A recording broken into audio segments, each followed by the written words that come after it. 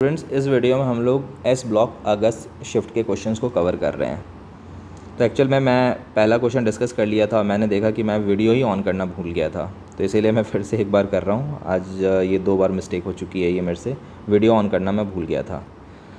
तो आते हैं, शुरू करते हैं। पहला कह रहा है the lithium salts are hydrated. क्या लिथियम के सॉल्ट हाइड्रेटेड होते हैं? तो ये मैंने बताया था। एक्चुअल में ग्रुप 2 के जितने भी एलिमेंट्स होते हैं ना, हैलाइड्स, ठीक है, ये सारे के सारे हाइड्रेटेड होते हैं। देख रहे हो, H2 H2 H2 H2O, ये सारे के सारे हाइड्रेटेड फॉर्म में होंगे, ठीक है। तो Mg हाइड्रेटेड फॉर्म है और इसमें मैंने ये भी बताया कि क्या स्टोरी है, ये भी याद रखना, ठीक है, जो कि जुलाई वाले शिफ्ट में भी मैंने बताया था कि ये जो BCl2 और MgCl2 का जो हाइड्रेटेड फॉर्म है ना, ठीक है, अगर आप इसको हीट करोगे, ठीक है, मान लो BCl2 ले लो, ठीक है, इसको हीट करो तो ये दोनों अलग होंगे और इनका आपस में फिर रिएक्शन भी हो जाता है। तो इसीलिए कहते हैं कि ये जो दोनों हैलाइड्स हैं, बी और Mg के हैलाइड्स, इनका जो हाइड्रेटेड फॉर्म है ये हाइड्रोलाइज होकर ऑक्साइड दे देता है। वाइल CaSrBa, इनका जो हैलाइड्स है, ठीक है, इसको अगर आप हीट करोगे ना तो ये अपने वाटर के साथ रिएक्ट नहीं करेगा। निकलने वाले, जैसे इसमें 4 वाटर निकला, उसमें से 1 वाटर के साथ ये रिएक्ट करके ऑक्साइड बना दिया, इसीलिए हमने कहा कि क्योंकि अपने वाटर के साथ रिएक्ट किया तो हाइड्रोलाइज हुआ। यहाँ पे ऐसा कोई रिएक्शन नहीं होगा। CaSrBa, इनके हैलाइड्स का जो हाइड्रेटेड फॉर्म है उसमें से वाटर निकल जाएगा और इनका कोई रिएक्शन नहीं होगा, इसीलिए इसको कहते हैं ये डिहाइड्रेट होंगे। अब Mg का Li के साथ डायगोनल रिलेशनशिप होता है, तो अगर Mg हाइड्रेटेड फॉर्म में है तो ये भी हाइड्रेटेड फॉर्म में होता है और इन सब के ओरिजिन में होता है इसकी हाई हाइड्रेशन एनर्जी। जो Li प्लस है, बहुत ज़्यादा हाई चार्ज डेंसिटी है इसकी, very high charge density. High charge density होने के कारण इसकी हाइड्रेशन एनर्जी बहुत हाई होती है। चारों तरफ वाटर मॉलिक्यूल जब इसको घेरते हैं ना तो ह्यूज अमाउंट में एनर्जी ये रिलीज़ करता है। तो इसीलिए लिथियम सॉल्ट्स आर हाइड्रेटेड, ये स्टेटमेंट करेक्ट हो गया। नाउ सेकेंड आते हैं, रीज़न क्या है। तो कह रहा है lithium has high polarising power than other alkali metal members. तो देखो, ये स्टेटमेंट तो करेक्ट है क्योंकि जो पोलराइजिंग पावर होता है ना, ये प्रोपोर्शनल होता है चार्ज डेंसिटी के, चार्ज बाय वॉल्यूम, इसी के प्रोपोर्शनल होता है। तो यहाँ पे मैंने ये ग्रुप 1 के सारे एलिमेंट्स को लिख दिया। अब सभी पे चार्ज तो +1 ही है, तो चार्ज सेम हो गया। तो इसका मतलब जिसका वॉल्यूम छोटा होगा उसकी चार्ज डेंसिटी सबसे ज़्यादा होगी, और हमें पता है ऊपर से नीचे जाने पे साइज़ बढ़ता है, तो इस हिसाब से लिथियम का साइज़ छोटा है, इसकी चार्ज डेंसिटी मैक्सिमम होगी। मैक्सिमम CD मतलब चार्ज डेंसिटी, इसीलिए इसकी मैक्सिमम पोलराइजिंग पावर होगा, ठीक है। तो पोलराइजिंग पावर इसका मैक्सिमम है, ये स्टेटमेंट भी करेक्ट है, लेकिन ये इसका एक्सप्लेनेशन नहीं है। इसका एक्सप्लेनेशन तो है ही नहीं, कोई लेना देना नहीं है। चाहे तो ये लिखता है Mg से डायगोनल रिलेशनशिप है या लिखता हाई हाइड्रेशन एनर्जी है, तो हम कंसिडर भी करते। तो ये जो हाई पोलराइजिंग पावर है, इसके कारण तो हम ये बताएंगे कि इसमें कोवेलेंट कैरेक्टर बहुत ज़्यादा आएगा, इसका हाइड्रेशन से कोई लेना देना नहीं है, ठीक है। तो दैट्स वाई इस केस में both statement are correct but not the correct explanation, first one is correct. Now heading for the second. देखो, ये कह रहा है पोर्टलैंड सीमेंट का मेजर इंग्रेडिएंट क्या है। तो एक बार मैं पोर्टलैंड सीमेंट के सारे डिटेल्स को आपके सामने लेके आना चाहता हूँ। ये देखो आप, एक्चुअल में CaO NCERT ने जो दिया है क्विक लाइम, इसके बारे में, तो एक तो वही है, क्विक लाइम हाइड्रोलाइज होकर कैल्शियम हाइड्रोक्साइड देगा, जिसको कि हम सेलेक्ट लाइम कहते हैं, ठीक है। तो पहला तो ये इंपॉर्टेंट है। दूसरा, manufacturing of Na2CO3 from NaOH में क्विक लाइम का यूज़ होता है, ठीक है। प्योरीफिकेशन ऑफ शुगर में यूज़ होता है। और उसके बाद एक और NCERT ने दिया है प्रिपरेशन ऑफ सीमेंट, इसी से रिलेटेड अभी वाला प्रेजेंट क्वेश्चन है। अब देखो, सीमेंट के बारे में क्या क्या जानना है। पहला चीज़ है, सीमेंट के 2 कंपोजिशन होते हैं, calcium oxide and SiO2। Calcium oxide, यही क्विक लाइम, ये 50 to 60% होता है, और SiO2 सैंड कहते हैं, ये 20 to 25%। उसके अलावा कुछ ये सब भी प्रेजेंट होते हैं, अदर ऑक्साइड्स, ठीक है। तो 20 to 25% और CaO 50 to 60%। अब ये दोनों किस फॉर्म में रहते हैं? तो ये बेसिकली इनको हीट करते हैं, क्लिंकर्स बनता है, ठीक है, उसी को क्रश करके सीमेंट होता है। तो ये जो क्लिंकर बनता है उसका कंपोजिशन क्या होता है? तो सबसे पहले देखो, कैल्शियम 3 है, तो ये ट्राई कैल्शियम सिलिकेट हुआ 51%, तो मेजर कॉन्स्टिट्यूएंट हो गया ट्राई कैल्शियम सिलिकेट। ये है डाई कैल्शियम, 2 कैल्शियम है, डाई कैल्शियम सिलिकेट, ये 26%। और ये तो देख रहे हो ना, ट्राई कैल्शियम एल्यूमिनेट हो गया एल्युमिनियम के साथ, तो ट्राई कैल्शियम एल्यूमिनेट, ये 11%, ठीक है। ये तीसरे वाले का नाम मैंने लिखा है। तो इसीलिए मेजर कॉन्स्टिट्यूएंट इसका होता है ट्राई कैल्शियम सिलिकेट। ठीक है, ये अभी जो प्रेजेंट क्वेश्चन है। अब ये जो क्लिंकर है, जो ये कॉम्पोजिशन है, यही क्लिंकर है। क्लिंकर में 2 to 3% जिप्सम मिलाया जाता है। ठीक है, क्लिंकर बना और ये मिलाया जाता है, इसी को हम कहते हैं पोर्टलैंड सीमेंट। ठीक है, अब ये जिप्सम मिलाते क्यों हैं? ताकि इसकी जो सेटिंग की प्रोसेस है उसको स्लो किया जा सके, नहीं तो पता चलेगा सीमेंट में पानी मिलाते ही तुरंत जम गया, हमें प्लास्टर वगैरह करने का टाइम ही नहीं दे रहा है। तो इसीलिए इसमें 2 to 3% जिप्सम मिलाया जाता है ताकि उसके सेटिंग के प्रोसेस को स्लो किया जा सके। ठीक है, तो ये सीमेंट का पूरा प्रोसीजर है, पूरा डिटेल्स है। अब इसके अलावा एक और यूज़ है, कैल्शियम ऑक्साइड का जो हाइड्रेटेड फॉर्म होता है कैल्शियम हाइड्रोक्साइड, उस जब Cl2 को हम कैल्शियम हाइड्रोक्साइड से ट्रीट करते हैं तो ब्लीचिंग पाउडर बनता है, इसको भी आप याद रखना। ठीक है, तो ये था डिटेल सीमेंट का। ये तो मैंने पूरा डिटेल एस ब्लॉक के मेटल्स का जो यूज़ है ये ऑलरेडी जुलाई वाले शिफ्ट 2021 जुलाई वाले शिफ्ट के वीडियो में काफ़ी डिटेल में कर दिया था, उसमें एक क्वेश्चन आया था। तो अभी सीमेंट वाला पार्ट आया है तो उसको भी मैंने इसमें कवर कर लिया। तो अब आते हैं उस क्वेश्चन पे। ये है पोर्टलैंड सीमेंट। अभी हमने देखा था क्लिंकर 2 to 3% जिप्सम, राइट। अब इसमें मेजर कॉन्स्टिट्यूएंट हमने देखा था ट्राई कैल्शियम सिलिकेट, यही था। तो ट्राई कैल्शियम एल्यूमिनेट नहीं, try calcium silicate yes, this is the option. ये हमारा हो गया 51% होता है। यही डिटेल है, डायरेक्ट वो एनसीईआरटी में दिया हुआ है, वही मैंने वहाँ पे लिखा है, एनसीईआरटी से ही है डायरेक्ट ये। नाउ नेक्स्ट आते हैं, कह रहे the oxides that gives H2O2 most readily on treatment with water. तो देखो सबसे पहला चीज़ ये है कि कौन सा ऑक्साइड H2O2 बहुत ईजीली देगा, जो जिसमें सबसे ज़्यादा आयनिक करेक्टर है, मोस्ट मेटालिक जो होगा, जिसका कैटायन मोस्ट मेटालिक होगा वही होगा। तो अब एस ब्लॉक के मेटल से ज़्यादा मेटालिक कोई हो ही नहीं सकता है भाई, एस ब्लॉक वाले ही ज़्यादा होते हैं। और एस ब्लॉक के जो 2 ग्रुप्स हैं, ग्रुप 1 एंड ग्रुप 2, उसमें भी हमें पता है ग्रुप 1 और ग्रुप 2 में ये मोस्ट मेटालिक। तो ये आराम से, जैसे Na2O2 ये आराम से 2Na+ और O2 2 नेगेटिव को फ्री कर देगा, जा भाई जिससे रिएक्ट करना है कर ले। तो उसके बाद जब आप इसमें पानी डालोगे तो पानी बेसिकली H+ और OH- सप्लाई करेगा, ये आराम से जाके इसके साथ जुड़ के H2O2 दे देगा और ये NaOH दे देगा, इसीलिए हमारा काम हो जाएगा। तो ये मोस्ट ये होगा क्योंकि इसी में एस ब्लॉक का मेटल है। एक और इसमें था लेकिन ये ग्रुप 2 वाला है, अकेला इसी में है ग्रुप 1 वाला मेटल। तो मोस्ट इजीली ऑक्सीडाइज यही होगा, आयनाइज्ड यही होगा, और इसीलिए ये सबसे फास्ट H2O2 देगा। Now heading for the next question, क्या कह रहा है, choose the correct statement of the from the following. इसमें से करेक्ट स्टेटमेंट को चूज़ करना है। देखो ये फिर से वही जुलाई वाला वीडियो का ही आ गया डिटेल, उसमें मैंने हैलाइट्स के बारे में बता दिया था। ठीक है, तो फिर से ये देखते ही मुझे दिख रहा है हैलाइट्स का केस। अब आते हैं, the standard enthalpy of formation of alkali metal bromides becomes less negative on descending in the group. देखो ये एकदम उसी एनसीईआरटी से ही दिया हुआ है। ठीक है, फिर से मैं समझा देता हूँ कि वहाँ पे मैंने क्या क्या बताया था हैलाइट्स के बारे में, कि उस पेज पे क्या क्या हमने कवर किया था। तो सबसे पहला चीज़ है कि CSI एंड LiF ये insoluble in H2O, rest are soluble. पहला तो ये था।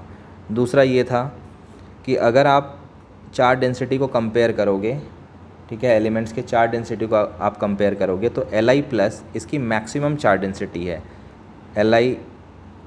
एक minute, Li Na K Rb and CS+, ठीक है, इसमें ये मैक्स चार्ज डेंसिटी और नीचे जाने पे घटती जाती है ये मिनिमम चार्ज, क्योंकि इसका वॉल्यूम लार्ज है। Charge density charge by volume होता है, तो चार्ज तो सब पे सेम है, तो वॉल्यूम इसका सबसे ज़्यादा है, इसीलिए चार्ज डेंसिटी कम। तो ये मिनिमम चार्ज डेंसिटी।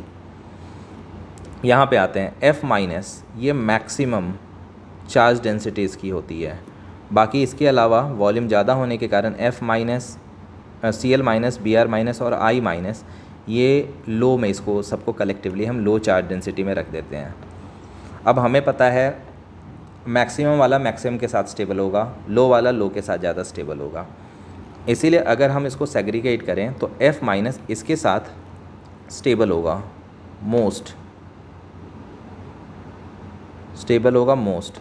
और जो ज़्यादा स्टेबल होता है इसका मतलब very high negative enthalpy of formation इसका होगा, ठीक है। और इसके साथ जैसे जैसे इधर जाओगे तो लेस स्टेबल होता जाएगा और जो हाई था वो अब लो होता जाएगा। तो यहाँ पे unstable and low negative delta H F, ठीक है। ये मैंने समझा दिया है पिछले वीडियो में, क्योंकि स्टेबल जो होता है ना वो ज़्यादा एनर्जी रिलीज़ करके ही स्टेबल, ज़्यादा एनर्जी रिलीज़ करेगा तो कम एनर्जी पे आ जाएगा और स्टेबल हो जाएगा। ज़्यादा एनर्जी रिलीज़ करना मतलब ज़्यादा नेगेटिव डेल्टा एच एफ होना, नेगेटिव का मतलब रिलीज़ को बताता है। और इन केस में उल्टा होना है, इसके लिए मैं कलर भी चेंज कर देता हूँ पेन का। ये जो केस है ये उल्टा है, ये लो है तो लो वाले के साथ स्टेबल, यानी इसका इसके साथ स्टेबल होगा, स्टेबल और हाई, जहाँ स्टेबल होगा वहीं पे high delta negative delta H F होगा और इसके साथ अनस्टेबल होगा, ठीक है। तो ये चीज़ आपको ध्यान रखना है, यहाँ पे लो नेगेटिव डेल्टा एच एफ, यही मैंने बताया, ठीक है। नेक्स्ट है मेल्टिंग एंड बॉइलिंग पॉइंट। ये सब मैंने जो अपने नोट्स पिछले वाले में उसमें भी आया था। F minus B R minus I minus F minus C L minus छूट गया, C L minus B R minus and I minus, यही है हमारे पास, ठीक है। इनमें मैंने बताया था ये होगा melting point and boiling point, चाहे कोई भी काउंटर इसका मेटल हो, LiNa के कोई भी हो, जो भी फ्लोराइड्स होंगे चाहे सोडियम का हो लिथियम का हो, उनकी मेल्टिंग और बॉइलिंग पॉइंट सबसे हाई होगी as compare to the others, बाकियों के कंपेयर में।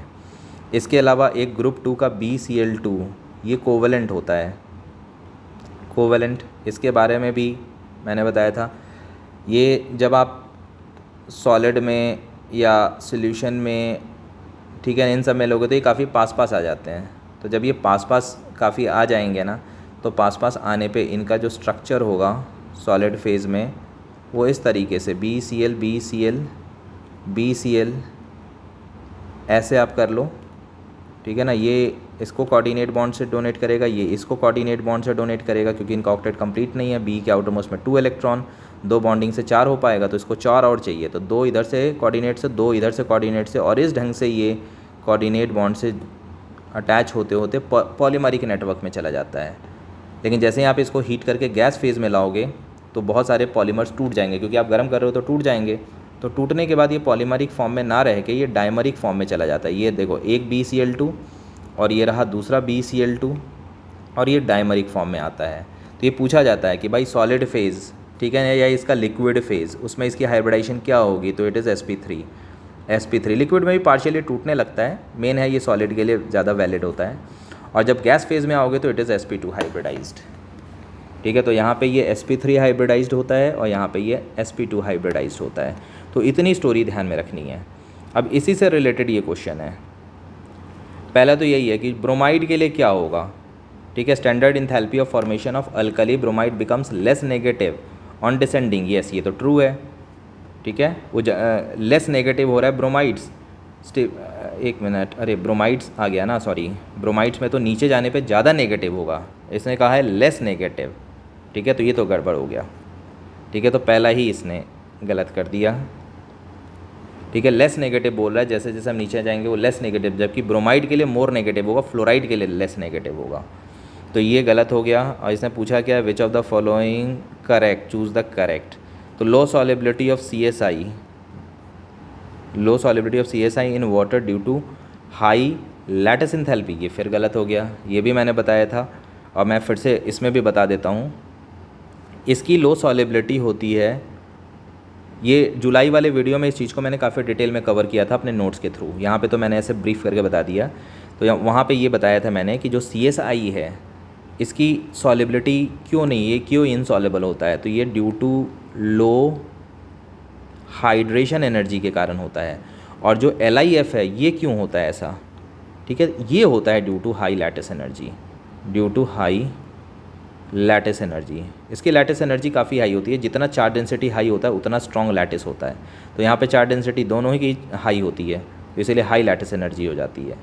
और इसकी हाइड्रेशन एनर्जी बहुत ही कम होती है, इसीलिए ये इनसॉल्युबल होता है। तो यहाँ पे इसने रीज़न तो LiF वाला दे दिया है, स्टेटमेंट सही है, इसकी सॉलिबिलिटी नहीं है, लेकिन बता रहा है कि due to the high lattice energy, ये गलत है, due to high hydration energy होना चाहिए, ये भी गलत। अब आते हैं among the alkali metal halides LiF is least soluble in water. अभी वही मैंने कवर किया है, तो ये स्टेटमेंट तो करेक्ट है। LiF has least negative enthalpy of formation. LiF has least negative enthalpy of formation among the alkali metal fluorides. फिर इसी से ये क्वेश्चन है, तो फ्लोराइड्स में देख लो, फ्लोराइड्स का इसका सबसे ज़्यादा Li के साथ होता है नेगेटिव, सबसे हाई नेगेटिव LiF के साथ होगा फ्लोराइड्स का। समझ में आ रहा है ना?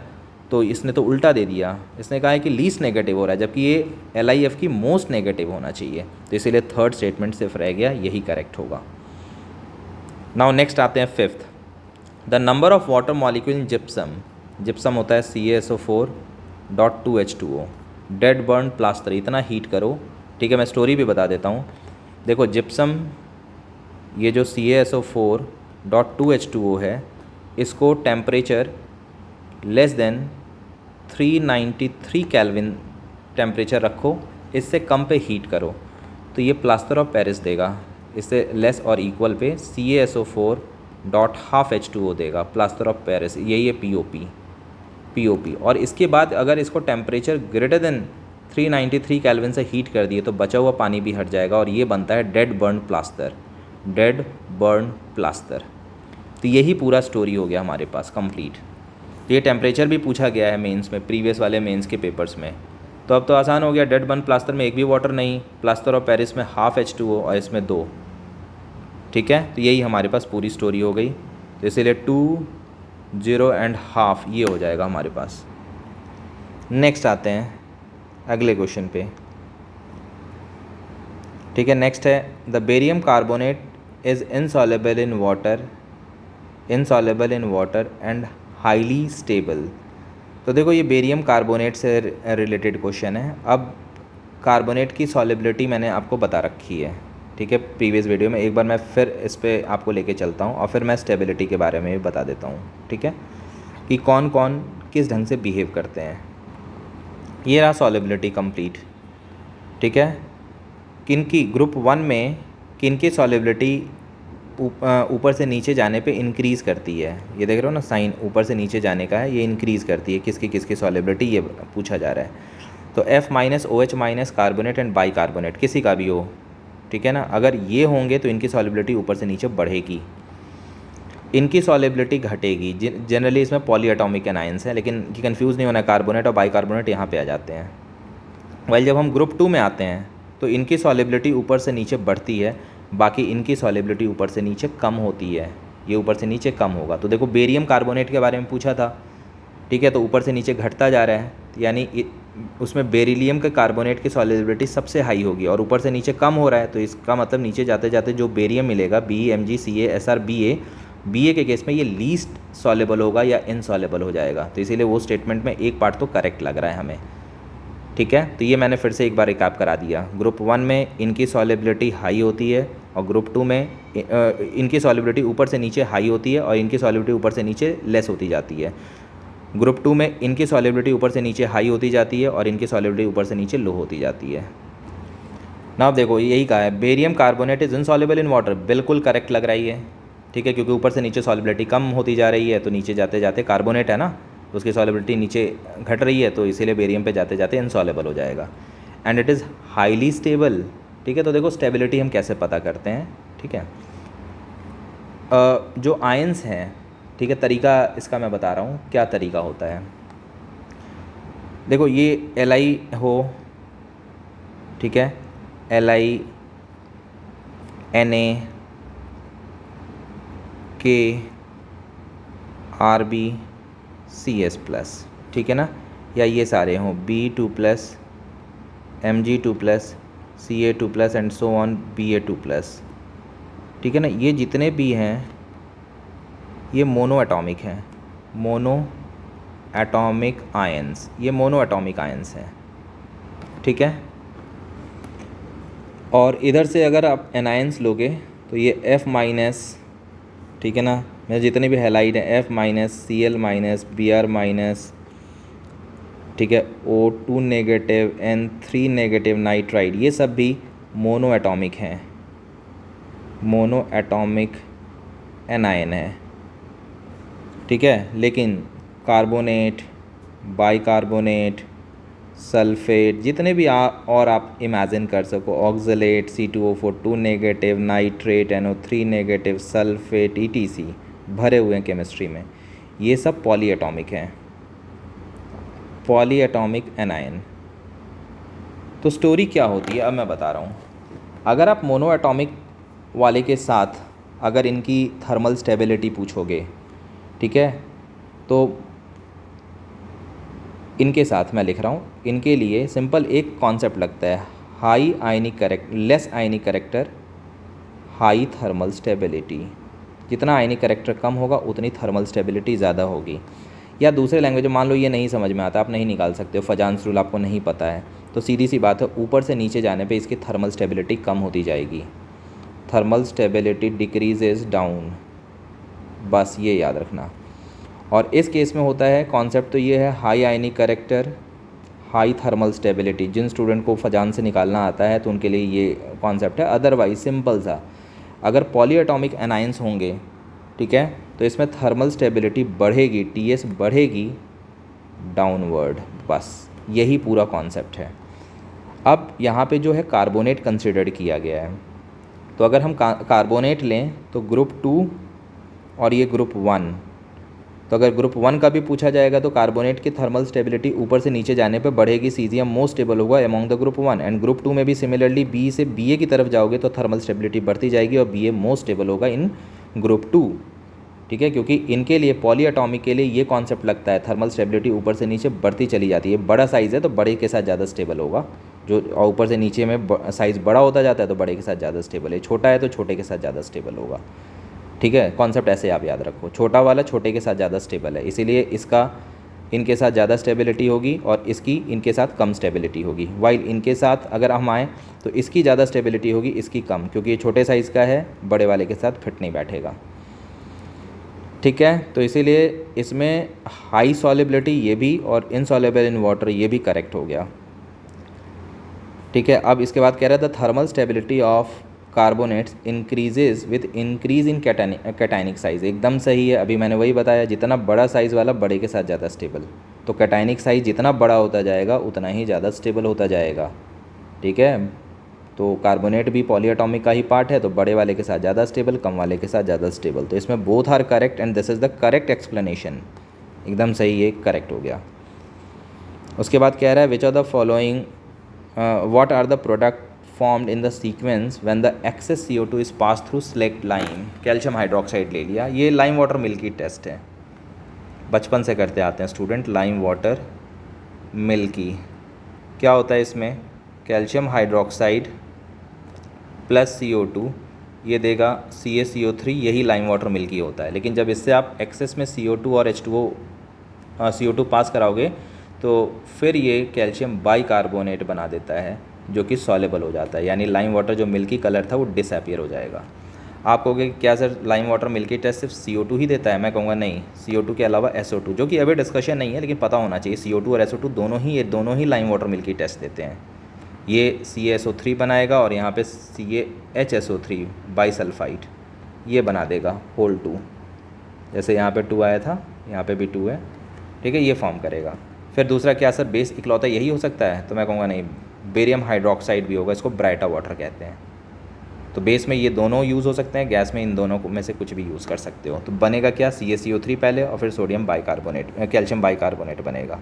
तो सेकंड ऑप्शन करेक्ट इस केस में। तो इतना ही क्वेश्चंस थे, ठीक है, इस वीडियो में। Thanks for watching.